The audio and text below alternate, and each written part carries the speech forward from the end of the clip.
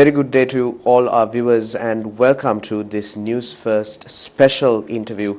I am very happy to be bringing you this special interview with a remarkable gentleman who is here in Sri Lanka on the sidelines of the Innovation Island Summit. We are honored to have Mr. Amitabh Kant, a distinguished policymaker, strategist and a governance reformer with us here today. From spearheading India's landmark initiatives like Make in India, Startup India and the nation branding campaign that I'm sure most of us are privy to, Incredible India, to leading global economic negotiations as India's G20 Sherpa, Mr. Kant has driven transformative change for over 4 decades in many vital and diverse roles. He is also the former CEO of Niti Aayog, which is the National Institution for the Transformation of India, and he has championed innovation and inclusive growth through his performances and his work at Niti Aayog, shaping India's economic and industrial landscape. And tonight we explore his journey. We speak to him about tourism in India and how it can be replicated here in Sri Lanka, how Sri Lanka can approach transformative change, especially in the digital realm, how the public sector and the private sector can work in tandem to improve a country's virtues and its benefits and advantages. And also we talk to him about the startup ecosystem, innovation and the entrepreneurial spirit that is required here in Sri Lanka. So without further ado, let's start our conversation tonight.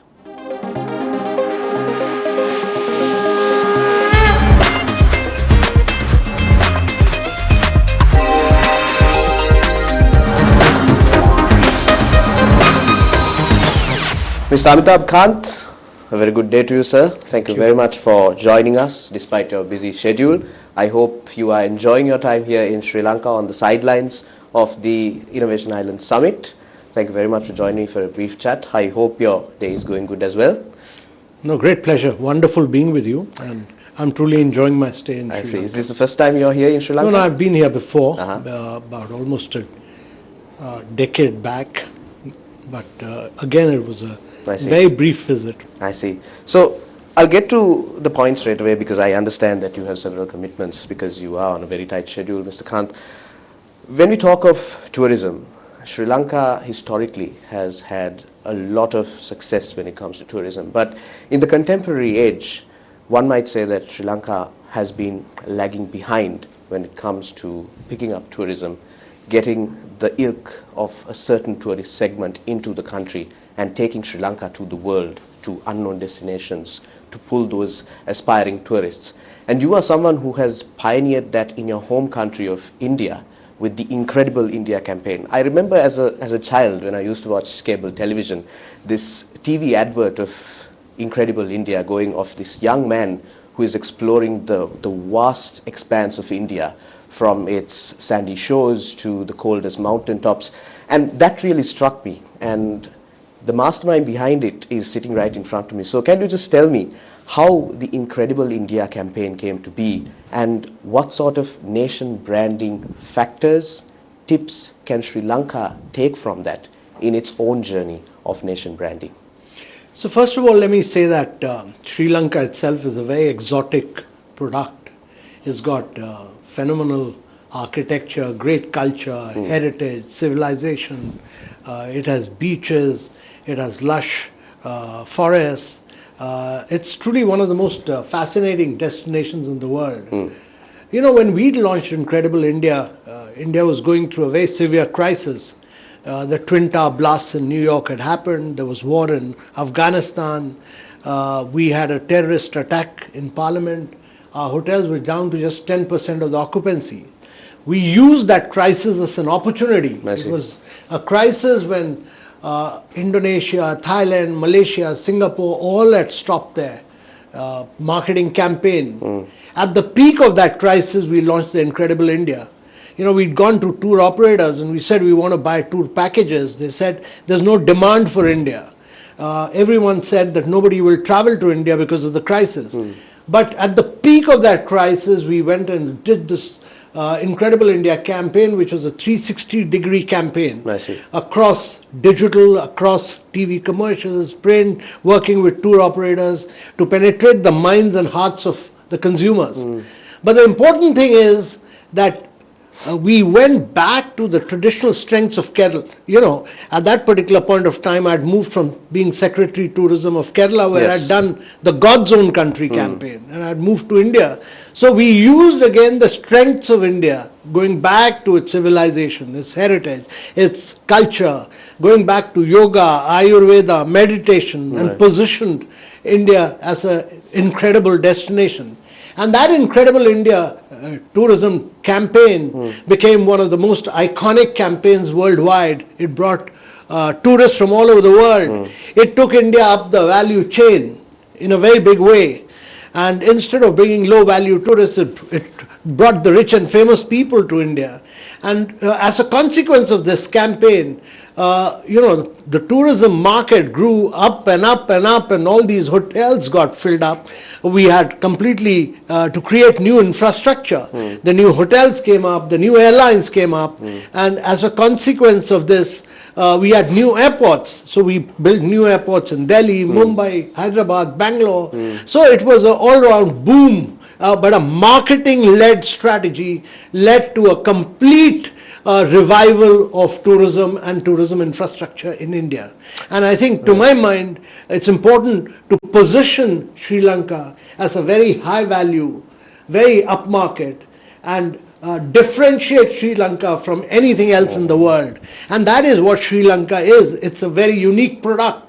That uniqueness of the product in terms of the value proposition to the consumer must be brought out by Sri Lanka. Understood, sir. So, Sri Lanka this year aims to invite 3 million tourists to the country. And although it's an ambitious target, the government and also other stakeholders are they're very committed to achieving this target. But one thing that I have realized doing my own research is many countries struggle with balancing mass tourism with the sustainability aspect of it. And you are someone who has advocated for sustainability, be it environmental, be it societal, and so on. So what are the policies you think are best for us to implement, to put in place to ensure that our cultural and environmental sustainability is preserved while Sri Lanka is positioned as a mass tourist destination? So first of all, I would say that Sri Lanka is a unique product. It should never look at the numbers game. And to say that I'm going to get 3 million tourists is a wrong strategy. Secondly, it never position yourself as a mass destination. Position Sri Lanka as an upmarket, high-value tourism destination. Target yourself for the upmarket clientele, which is going to spend a lot of big dollars in Sri Lanka. As a consequence of that, you will get the aspirational class also into Sri Lanka, which will come in and spend. Your product is very, very different from the rest of the world. You should differentiate Sri Lanka from anything else in the world. And that is what Sri Lanka has. You know, your heritage, your culture, your cuisine, a range of your products are very different. Your architecture is different, your culture is different, your art forms are different. And therefore, you should not ape the West. You should not ape America. You should not ape even India. You should just say that you're very, very different. The differentiation of your product should take you up the value chain. Your rooms should not sell for anything less than $500 to $1,000, to my mind. Understood. So very globally, can you just tell me how you view geopolitics in the contemporary age? As we become more connected, there are often opportunities and obstructions as well. But you are someone who has seen the geopolitical angle of things as an opportunity. Where does that thought process come from, Mr. Kant? So first and foremost, we should be very clear that the relative period of stability post-World War II has come to an end. There's a war in the heart of Europe for the last 3 years. Close to about 100,000 people have died in the Russia-Ukraine war. It's important to understand this because the World War I was fought in Europe, World War II was fought in Europe, and you have this war for 3 years. But we had another crisis in the Middle East where over 350,000 people have died. So the period of stability has come to an end. There's a period of conflict right now. Secondly, that global supply chains are badly disrupted. You have a scenario where vast amount of duties are being imposed. You have United States imposing 100% duty on China, on automobiles, 50% on batteries. Europe imposing duties. As a consequence, they say, is because China has overproduced for the world market. They are being supported by the states. It's not a market play, and therefore these duties are getting imposed. There's going to be retaliation, and therefore global supply chains are totally disrupted in the world. So the period when free trade lifted vast segments of population above the poverty line has come to an end. The third key point to my mind is that there are new forces which have emerged: artificial intelligence, quantum computing, which have the potential to transform lives of citizens in terms of greater productivity, improving learning outcomes, health outcomes. They're very powerful forces, but they have the potential of triggering conflict among societies, and therefore you need a universal regulation. You need pro-innovation regulation, and these, to my mind, are three critical challenges which the world is confronted with. And in the midst of all this, you have a scenario where the American President, Mr. Trump, is reordering, is looking at a world where he's imposing tariffs and using tariffs as a measure of taxation on different countries. So the world is going to see a lot of flux. It's going to see a lot of reordering. It's going to see a lot of challenges, and every single country will have to be far more agile, far more flexible, far more working in its own national interest in the years to come. Understood. So amidst all of that, you say that the global supply chain is being disrupted and there are so many roadblocks in our way forward. But we are taking a look at we are sitting on the sidelines of the Innovation Summit, the Island Innovation Summit, and the contemporary age has had a lot of pressure on new inventions, on new innovations, because this country, the world, is rapidly evolving and rapidly moving forward. And there is a greater pressure for new startups to emerge, for new innovations to come forward. And India, in recent years, has become the third largest startup ecosystem in the world. And this boom, I believe, in Sri Lanka can also be used to our advantage. So what sort of policies that have been put in place in India helped India to foster the startup culture, to foster new innovation? How did the state machinery, the governments, help in India achieving this remarkable feat? Yeah. So 2 points. First is that according to both IMF and World Bank, 3/4 of the global growth is going to come from Global South. This year and for the next 3 decades. Right. And that's simply because of young demographics. The population in Global South is young. The population in America, Europe, Japan is all aging. So young people have low dependency burdens, and therefore they are capable of far greater disruption. When we started the startup movement in India, we just had 156 startups. Today we have over 160,000 startups. We have over 150 unicorns. 3 critical things we did. First, we scrapped all rules, regulation, procedures, paperwork, acts for our startups. We said none of them apply for them. Otherwise, they'll get caught up in bureaucratic rules and regulation.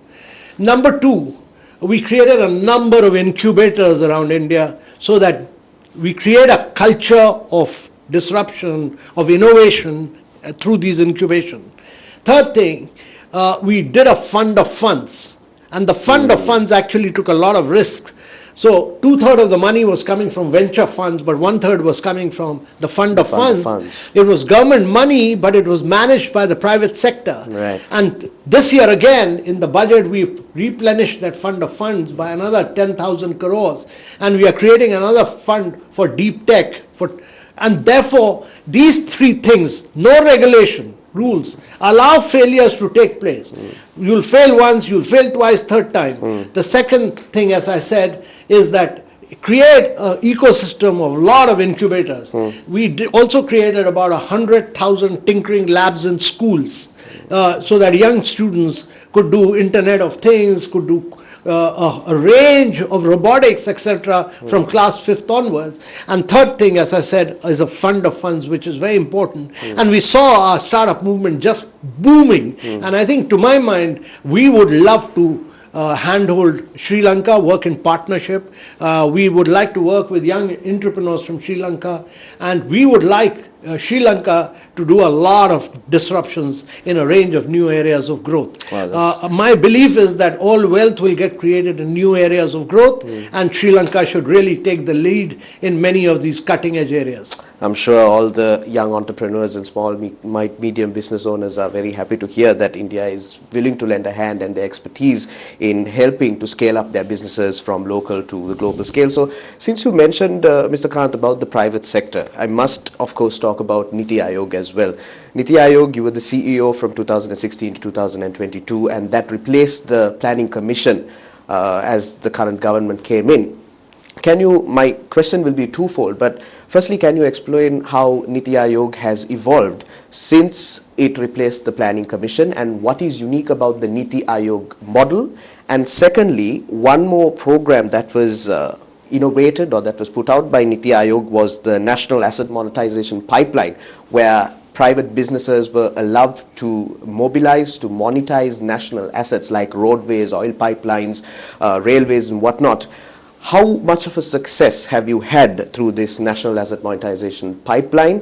What success stories have come of it, and how can we relate that to our nation? So that's a very important question to my mind. First of all, we moved away from state-controlled planning, because after independence, we'd moved from British Raj to licensing, and a lot of license Raj came in. Important thing was that we wanted to move away from it, and therefore the Planning Commission was scrapped when Mr. Modi came to power. And he said, allow the government to think ahead of time. So Niti Aayog's job was to think 2 decades, 3 decades ahead of time. And we started thinking progressively on what kind of transformation India could do. Many new things we did. For instance, one of the key things that we did was the asset monetization program, because of our belief that assets can be created by government, but they are better operated and maintained by the private sector. Especially the brownfield assets, I believe. Absolutely, because the government need not sell them. Greenfield assets are very difficult to create by the private sector, because they need a number of hundreds of approvals. But once they are created by the government, let the private sector operate and maintain it. Monetize these assets so that they can run in a far more efficient manner. The productivity will improve, efficiency will improve, and those resources will then come back to the government.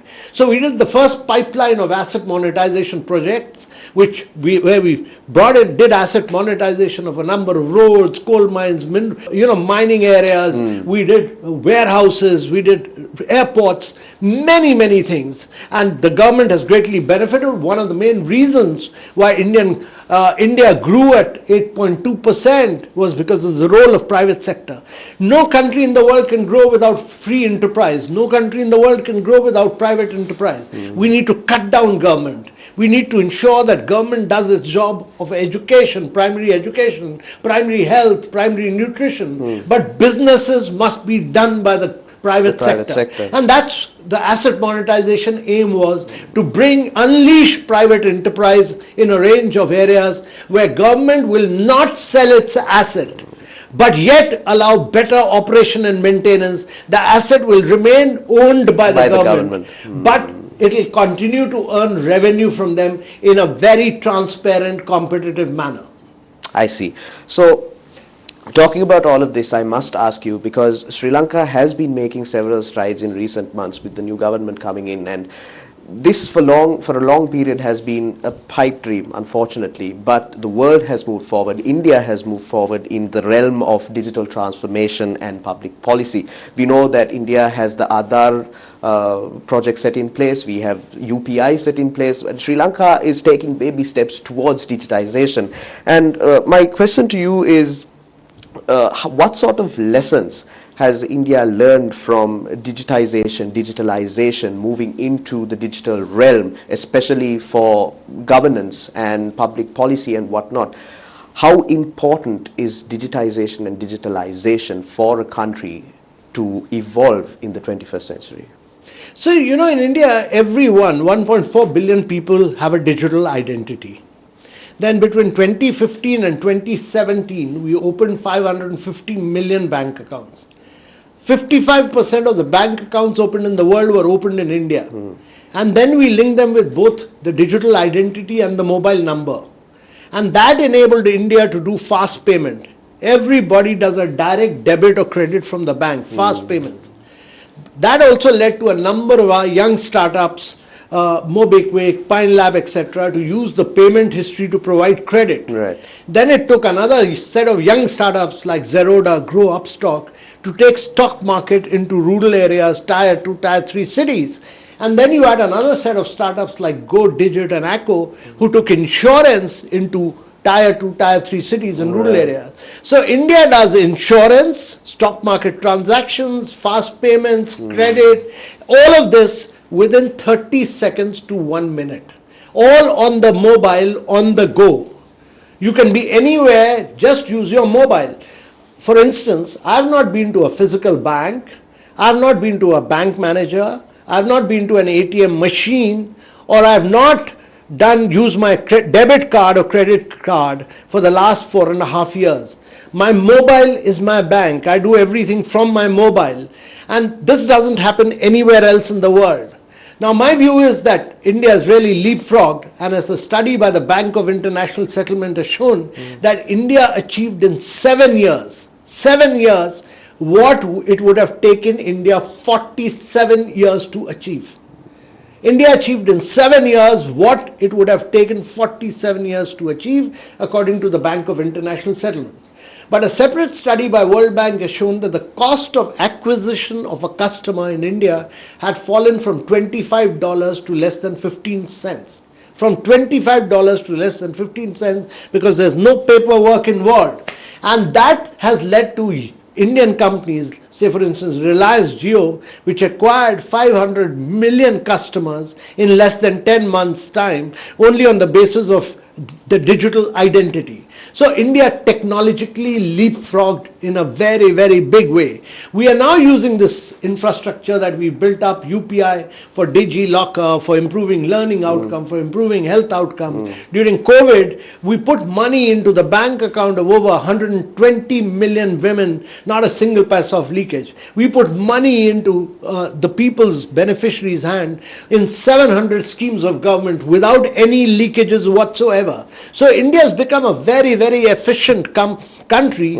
only because of the digital public infrastructure, which is open source, open API, globally interoperable. And when you transact on this, the data does not belong to the service provider, it belongs to the citizen. That is the difference between what India has built and what the Western world. When you do access Google, or when you access Meta, Facebook, or you access Amazon, the data is taken by the service provider. When you go to China, Tencent and Alibaba sit on your data. In India, that is not possible. The data belongs to the citizen of India. Right. So one of the, very quickly, talking about digital transformation here in Sri Lanka, one of the concerns that have been raised, because Sri Lanka is also taking moves towards introducing a digital ID, digital payments. We also introduced the GovPay to make government payments to government institutions very recently. So one of the concerns raised by certain opponents of this movement is that public data will be out there, and that there might be data breaches and sensitive information of citizens would be leaked. Those are some of the concerns or the teething problems that have been put forth by opponents of this movement. So what would you say to address those opponents, those concerns as well? So we came out with a digital empowerment protection architecture. And that digital empowerment protection architecture prohibits any service provider to memorize the data. The data can be used for that transaction, but cannot be memorized, and therefore the data will only belong to the citizen of that particular transaction. And that is a must to my mind, and that is why we call it open source, open API, globally interoperable, but the data belongs to the citizen. Right, understood. Unfortunately, we are running out of time, but I'm having a very engrossing conversation. But final closing words, Mr. Kant, can you just elaborate to me what potential you see here in Sri Lanka? What is your message to the citizens of Sri Lanka, the state machinery, the leadership? How can Sri Lanka grow over the next decade or so in your mind? So Sri Lanka is a very, very beautiful nation. It's also a very resilient nation. Very few countries in the world have the resilience power which Sri Lanka has. It also has a huge entrepreneurial class, it has skilled manpower, its literacy rates are high, its physical quality of life index, human development index is enormous. And Sri Lankans, people like you should feel very proud of what Sri Lanka has already achieved. I think the way forward for Sri Lanka in future to achieve accelerated growth over the years, and I think it's important that Sri Lanka does it, is important, and that would require, to my mind, three things. One is using digitization and digital public infrastructure to really leapfrog in a very big way. That will help you to improve the quality of life of your citizens in a big way. The second is that it's very important that Sri Lanka builds up top-class quality infrastructure. And third, to my mind, it's very, very important that it works on areas of its strength. And the areas of strength are both the hard power of getting into new cutting-edge areas of growth, whether it's electric mobility, battery, because I believe in sustainability, I believe in green growth of Sri Lanka, and also on the softer power of Sri Lanka, which is on the unique strength of Sri Lanka in terms of its architecture, in terms of its heritage, in terms of its civilization, and in terms of its great art forms. All these need to be exposed to the world, and therefore tourism has a very huge potential. Sri Lanka has the potential to emerge as the world's #1 tourism destination. Thank you very much, Mr. Amitabh Kant, for joining me this evening for a very engrossing conversation amidst your busy schedule. I'm very honored to have you here today, and we are very honored as Sri Lankans to have you here on our shows. I hope you enjoy the rest of your stay. Thank you very much for joining me once again. Have a great day. Great pleasure. Wonderful.